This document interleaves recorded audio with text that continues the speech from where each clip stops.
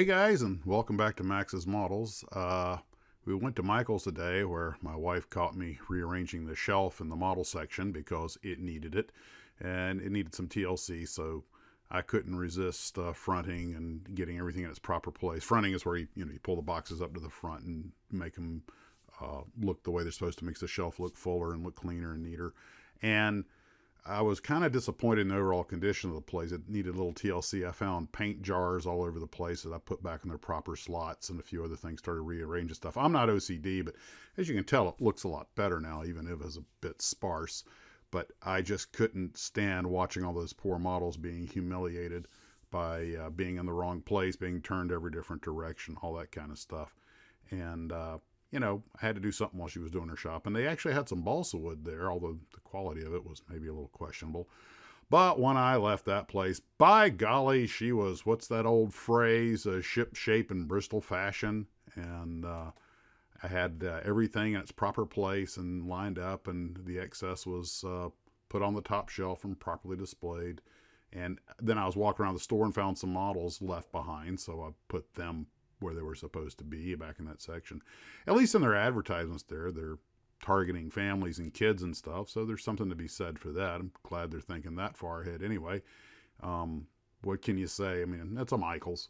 So when we got back, I got into the Tarbis, and I did get a little bit of work done today, but not a lot. But one of the things while I was at Michaels, I did buy a tube of old Testors red tube glue, which is really kind of handy for the fuselage and the wings, especially the fuselage were giving me some trouble on the B-25. It's a brittle old Revell kit, and there's nothing like that old thick Testors glue to help seal up a major area.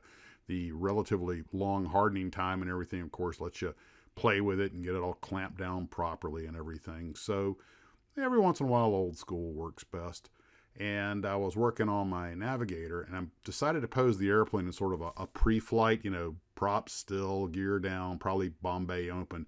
It's going to be like they're getting ready for the mission. So I've got him up here manhandling his 30 caliber. And yes, it was a 30 caliber they had on that one up in the nose.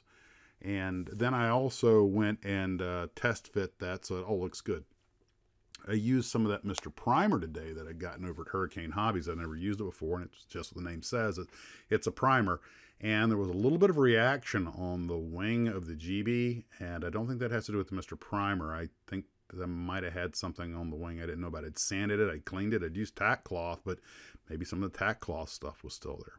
Anyway, it did a real good job on the astronaut because it helped. I'd sanded down the seam across his head, but it definitely made it look a lot better than it had been looking. I mean, it looked okay, but it did a good job of sealing it up. So when I paint it, I don't think that line's going to show.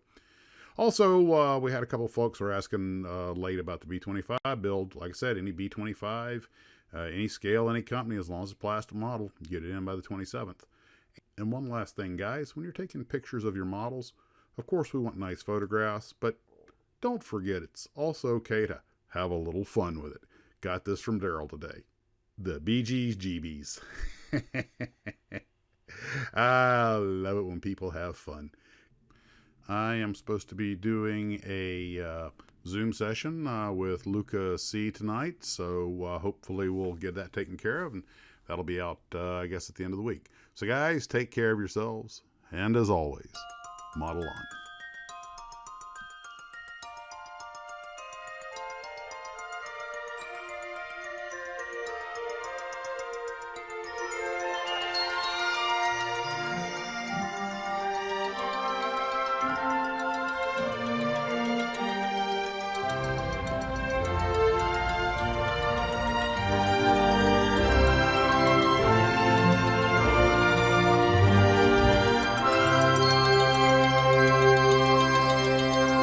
Thank you.